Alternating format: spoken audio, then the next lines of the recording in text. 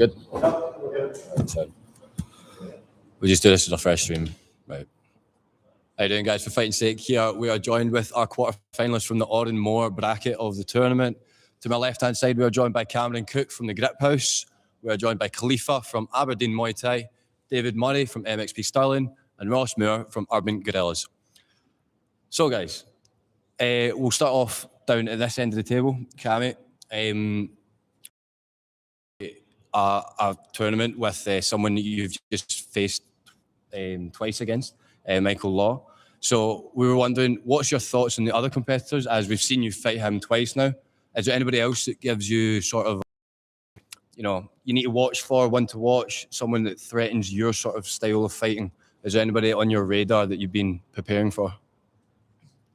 No, I think especially the four-man for the Oran bracket is a really tough draw. Yeah. I think everybody's just as tough as each other, which is what you want. You want the competition, don't you? And that's why we're all here. We want to be facing the best. So I don't think there's anybody in particular. Obviously, you mentioned Mikey. Yeah. But I think there's a 7 really good fighters. Yeah. No, I do. The same question, guys. So I'm just going to start up and work back down to you. It's obviously a professional A-class set up for the tournament. Debut. When was it? Back in December? Yeah, December. So how did you find that, knowing that nobody here has fought A-class and you've had your experience in the ring in the UK with it anyway? How did you find that experience? You obviously got a stoppage as well. How do you feel that skill will transfer into this bracket? Yeah. It was nice to have my first A-class fight before this tournament. And I think what it done for me was sort of just because the difference with A-class and like B classes, C classes is it's longer, obviously. So just need to keep composure. You just need to keep composure, and it's not really about who can really fight the hardest. It's who can keep the most composure in the later rounds. And even though it might never went past the second, but we're training for that, you know. Yeah. So I'm feeling really confident going into 5-3s. For Oran more like I'm just feel super composed, like good. And ready for it. Good. Great to see it. Great to see. I'd like to go over to you, Davey. Being the sort of oldest guy in this bracket and being the most experienced as well, how do you feel that will help transfer over? Do you feel that there's more or less pressure? This is obviously your professional debut. So what's your sort of thoughts leading up into this tournament? Kind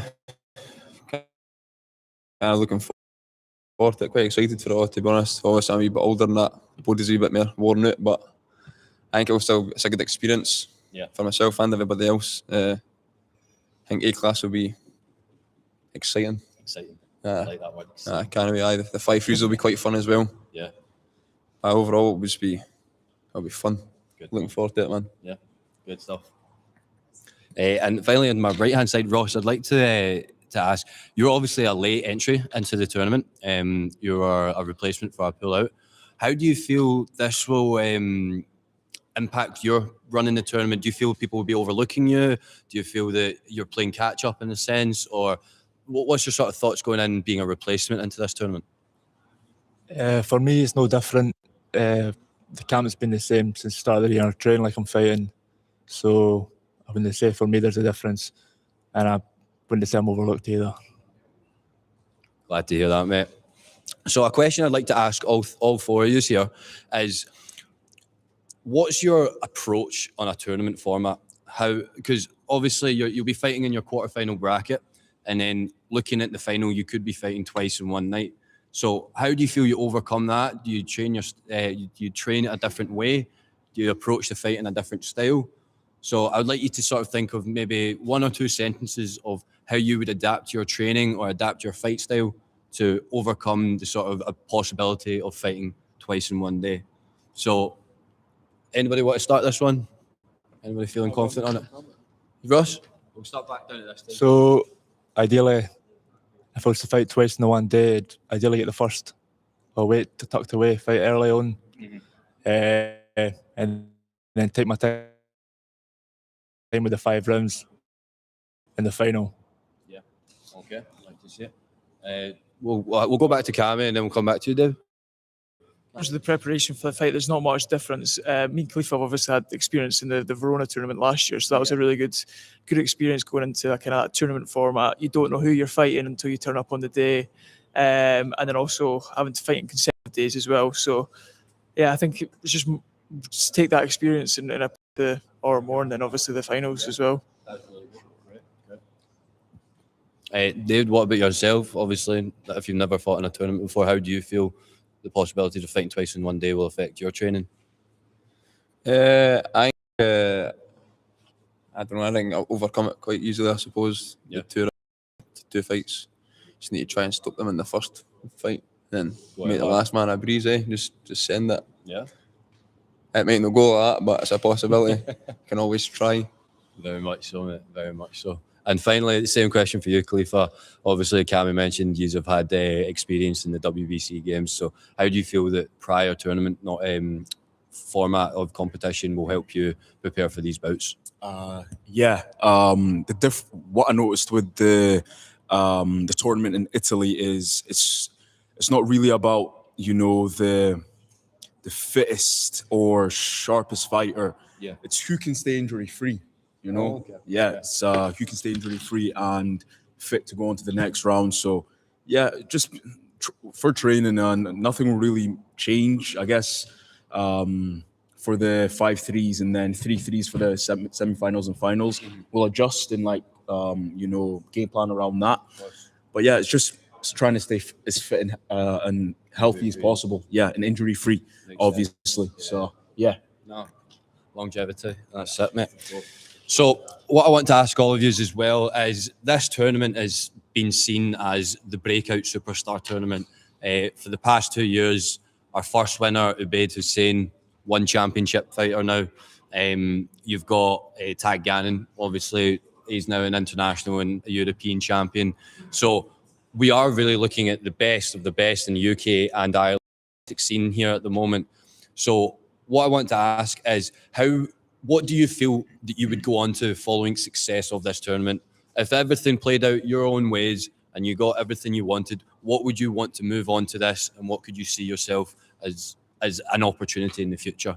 So I'd like to start with you, David, first, if that's all right. I feel like if after this, man, like fighting RWS would be kind of RWS. That's kind of the goal. Like I said, I'm a wee bit older than that, so RWS would be kind of more ideal. Kind of won championships. It'd be a great opportunity, man. But I think RWS is kind of more realistic, I suppose. That's it.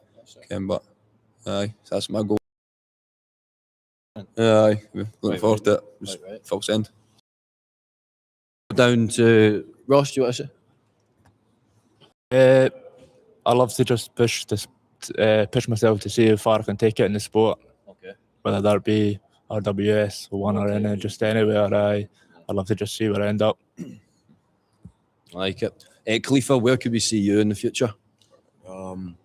Just like to keep fighting fighting the best guys, fighting at the highest level. I'd like to fight in 4-ounce gloves at some point as well, because I feel like my style fits more smaller gloves. Can be a lot more free, a lot more flowy with it. So just trying to reach the top level. Quite right. And finally, Cammy, what would you like to see at the top end of your success?